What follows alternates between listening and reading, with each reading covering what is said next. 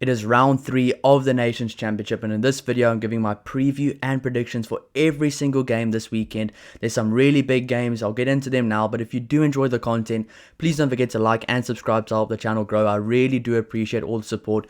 We've just reached 3,000 subscribers last week, so not even 7 days ago. So if you do enjoy the content, please hit the subscribe button and stick around, because we're trying to go for 10,000. We're trying to take this channel to a to a big level right now. We're trying to get there. But thank you so much for all the support. I really do appreciate all the comments, all the feedback and everything. Please keep that coming. I will be responding to all the comments as always. So let's get into the game. So the games this weekend, we have New Zealand versus Ireland, a huge game. Japan versus France, an interesting game. Australia versus Italy, a bigger game than people might think. Fiji versus Scotland. This could be an interesting game as well, because Scotland might make a few changes, and Fiji, they've been playing at home in the UK for 3 weeks in a row now. Scotland might just be done right now. They might need to rest a few players, because they've had a very rigorous tour. South Africa versus Wales, I'll get more into that one. And of course, feels like a lot more of a personal game this week. Argentina versus England in Argentina. So that one's going to be very spicy. But we'll start off with New Zealand versus Ireland. This is the game of the Nations Championship. 100%. I think the last 5 games they've played, the All Blacks have won 3 and Ireland have won 2, I think it is. And the average score for both these teams is 22 to the All Blacks and 21 to Ireland for all of those games. The average scores. It just shows how close these teams are. And since that 2016 game in Chicago, there's been a massive rivalry between these two teams. Obviously a well-respected rivalry, but we've had a few Irish upsets beating New Zealand, especially when New Zealand was in their prime. New Zealand now beating Ireland in the last few times as well. Last year in Chicago, 2023 World Cup quarterfinal. Sorry Ireland fans for bringing that up, but this is becoming a really sought after kind of match for all international rugby fans every single time they play. The last time Ireland toured to New Zealand, they had a really good record there, a really successful tour. New Zealand want to get the revenge, and of course, Ireland want to get the revenge for the last few times the All Blacks have beaten Ireland. So this game is going to be extremely intense. I think this is going to be an 80-minute performance. Both of these teams have selected their full strength teams. New Zealand making a few changes to kind of adjust a few adjustments in the forward pack to get more size, be better at line out time, be better at set piece, with a Tupou Vai at 6 as well, where Ireland have brought Tide Burn back into the starting lineup. This game is just, there's stars all over, there's storylines all over. Can the Ireland forward pack actually get some dominance over the All Blacks forward pack? That's going to be a really good battle up front. Then you have the 9-10 battle, 2 experienced 9s, 2 of the best scrum-offs in the world right now, Jameson Gibson-Park in the form of his life, and Cam Roigard, a guy that probably can win World Player of the Year if he carries on this way. So those two guys playing against each other. And of course, the inexperienced number 10, Sam Prendergast, who's had a much better end to the season now, especially after the horrible Six Nations he had, versus Ruben Love, who's kind of playing in a shell right now. He still isn't experienced, he's still young, not as young as Sam Prendergast, but it's a big game for both of those guys. If Sam Prendergast can steer Ireland to a victory and have a good 80-minute performance, he might just secure a spot as the number 10 going forward. Ruben Love probably does look like the number 10 going forward, but there still is chatters, murmurings of a guy like Richie Mo'unga coming back if there are injuries. So a guy like Ruben Love, a big game for him. Sam Prendergast as well. And of course, the centre battle, we have Stuart McCloskey and Gary Ringrose going up against Geordie Barrett and Quinn Tupaia. That is going to be absolutely awesome. I think this whole game this weekend, there's just a lot of competition all over, position for position. The matchups are going to be incredible. This is the game to watch for the Nations Championship. Better than Australia versus Ireland, in my opinion. Better than France versus the All Blacks. Better than England versus South Africa. Better than Scotland versus South Africa. This game is the most closely contested game so far of the Nations Championship, and I cannot wait. But what is my prediction? I'll stick with the same prediction I did in the preview. I'm going with the All Blacks to win this game. I do think the All Blacks will win. I think it's going to be a very close game, and I think the Ireland bench might be where they have a difference. Sean Jansen and Nick Timoney, guys like Bundy Aki as well, Kieran Frawley, Craig Casey, Ronan Kelleher, a lot of experience on the bench for Ireland. Can they get it done? But still, for me, playing at Eden Park, a place the All Blacks have never lost. Realistically, statistically, historically, the All Blacks are the favourites here, and I do think the All Blacks, they defend that place, Eden Park, like it's their fortress. It's incredible the way they play there. So I think this game is going to go down to the wire. I don't expect Ireland to pull an upset against the All Blacks here. So I've got All Blacks winning this game. Moving on to the next game, we have Japan versus France.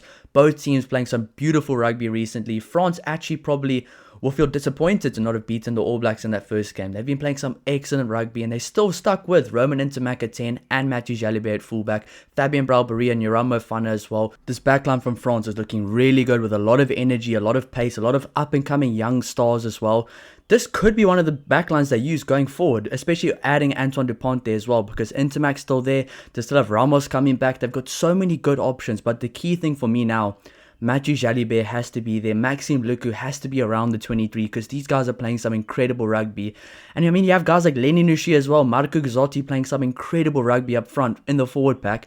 Guys that honestly weren't part of the team come Six Nations time, maybe on the bench and stuff like that. But now, these guys could be full-on starters from now on permanently. So, some very good things happening for France. Of course, for Japan, they will leave this tour seeing it as a success. A decent game against Ireland last week. They asked Ireland a lot of questions. I fully expect them to do the same thing against France. But they beat Italy, a very good Italy team. So they've already left this tour, this home kind of part of the tour where they're not even playing at home all the time, with a win already. So positive signs for Japan. They are getting better. But my prediction for this game, it has to be France. France, honestly, is one of the better teams throughout the whole first 3 rounds of the Nations Championship. They just narrowly lost to the All Blacks. They beat a solid Wallabies team that almost beat Ireland the week before, and they're playing some very good rugby. So I've got France winning this game by at least 2 tries, but I think it should be a very fun and a good game of rugby to watch as well. The next game, actually a lot of history to this game, especially recent history. The Wallabies versus Italy. The last 4 games these guys have played against each other, it's 2-2, it's 2-2. This game is to see who can take home that third and actually kind of win this 5-game series. A very important match. Italy have made a lot of changes. The Wallabies have made a few changes, not too much, especially in the back line, but I expect the Wallabies to win this game. They need to win this game. They really do. They're playing with so much potential. They almost beat Ireland. They had a phenomenal game against Ireland. Somehow still lost that game. A good first half against France, a terrible second half. But overall, they're not playing that bad. And there's so much potential in this team. But it's about time now. A year out from their home World Cup, it's about time they started playing at their potential or to their potential, even past that, and stop playing as a team that just has potential and is not even there yet. So for me, I think Australia will win this game, but Italy is going to put up a big fight. I know this Italy team, when it comes to them bouncing back from a loss, they will bounce back extremely hard and try win that game. And for them, they want to win the series against the All Blacks. They want to go 3 games up from the last 5. They want to be the team that has the bragging rights between these two teams. So recently, Italy have been able to beat the All Blacks, especially in recent history. A lot of good kind of memories for Italy against the Wallabies team now. But this Wallabies team, they need to pick up their game, but they have what it takes as well. So I've got the Wallabies to beat Italy in this game. I don't know about how much. I think it will be a close game, but I think Australia can get it done. Moving on to the next game, it's Scotland versus Fiji. Now, I do think Scotland is going to win this game. Of course, there's going to be a lot of management needed for some of the players. Touring to Argentina, a tough game there. Touring to South Africa, an extremely tough game there. Fiji playing in the UK now for what, this will be their 3rd game in a row. Not too much travel for them, but they haven't really been playing or firing on all cylinders, really, this Fiji team. They haven't been playing their best. They've been a little bit disappointing. I know there's been injuries, but still, losing the way they did to England after the last few years, really putting England under pressure in those games, it's been disappointing. I mean, that second half performance against Wales didn't even play their best, and Fiji somehow still faded away in the second half. So I fully expect Scotland to win this game by a healthy margin, and I think right now Fiji need to start making some changes, making some adjustments, because they are now part of that tier 1 level of rugby. I think we expected a lot more from them, and we can't just keep saying now, oh, Fiji, you know what, they're such a good team with so much talent, because they've got the talent to actually be winning some of these games. So I want to see Fiji actually have a closer game, but I've got Scotland winning this game by a healthy margin as well. Moving on to the second to last game, and I think this is going to be a very interesting game. South Africa versus Wales. Wales have been on the up. They beat Italy, they beat the Barbarians, they beat Fiji as well. They had a pretty good game against Argentina, and I mean, Argentina did bounce back from the week before and play some better rugby, but this Wales team right now is not the same team that's been playing over the last few years. This team's been building momentum, gaining confidence, getting more experience, and there's all their full strength guys are back. Dowie Lake, Jack Morgan, guys like Alex Mann as well has been really good. Aaron Wainwright, one of the best ball carriers in the world. Thomas Williams, British and Irish Lions scrum half. Dan Edwards, a very good fly half. Louis Rees-Zammit, British and Irish Lions. Josh Adams, British and Irish Lions as well. There's some very good players in this team that know how to win rugby games, so I don't expect this to be a walk in the park for the Springboks. There's also a lot of changes for the Springboks, and for some reason, every time they play in Durban, the conditions just never suit them. And I think this game will be one of those games where it's going to be like they say a war of attrition, where it's going to be box kicks, stop start play, and I think that could suit Wales. That being said, I still think the Springboks will win this game quite comfortably. They are the world champs. They are number one in the world. But I do expect Wales to put up a much better fight in this game. And I do expect it to be an entertaining game. So if you are a Springbok fan, don't expect 100-0 because this Wales team is a lot better. But also, don't expect Wales to come and try beat the Springboks in their back garden. I don't think it's going to happen just yet. I think down the line, there will be a lot more closer games like there was in 2019 and before that as well. Of course, Wales was absolutely incredible then. But for now, Wales is still a team on the up and progressing nicely. But for now, the South African team, the Springboks, are the world champs and they've been playing like it as well. So I've got the Springboks to win this game by quite a healthy margin, and some very exciting debuts. Kadlu Sadi, Ruben van Heerden, Kobus Wessels back in the team who had a good game last week as well. Vusi Moyo and Jaco Williams as well making their debut. So all of these guys have played for the Sharks or are currently at the Sharks. They understand the kind of vibes there at Kings Park. They understand the change room. They understand the atmosphere. They're going to feel at home. They're going to know exactly what to do, where to do it. So very interested to see those 4 debuts as well. But also really excited for some of the matchups like the loose forwards. Alex Mann, Jack Morgan, Aaron Wainwright against the likes of a Paul de Villiers, Peter Steptoe and Jasper Wiese. There's going to be a lot of fun matchups as well. Jaco Williams versus, I think it's Josh Adams. Then you have Louis Rees-Zammit versus the likes of Kurt Lee Arendse as well. So it's going to be a fun game.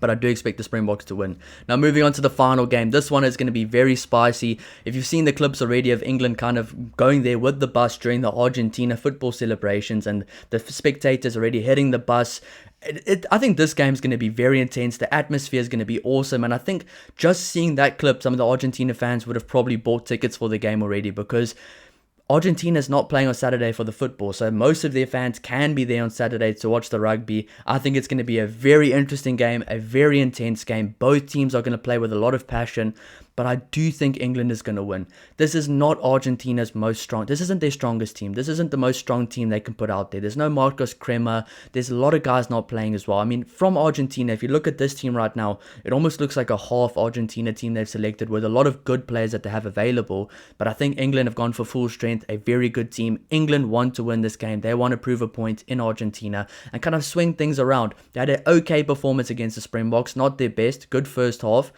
Terrible second half, much better against Fiji. Now, if they can get a win away from home in Argentina, that would be very big for this team. And I think for Argentina, they're going to just look to keep this game close. They're going to try and win this game. They are the home team. They have the home ground advantage as well. It's going to be a very hostile environment. So I won't be surprised if Argentina does pull off a win, but I do expect England to win this game. But let me know your predictions down below. I'll go through these one more time. New Zealand to beat Ireland, close game though, till the 80th minute. France to beat Japan, very interesting game. Wallabies to beat Italy, this one could go down to the wire. Scotland to take care of Fiji quite easily in my opinion. South Africa to take care of Wales, but this should be a very competitive game. Not looking at the scoreboard, just looking at the physical battle, the set piece as well. It should be quite competitive. Then of course England for me to beat Argentina in what should be a very hostile environment. But let me know your predictions down below. Let me know which players you're the most excited to see. I'll see you in the next one. Cheers.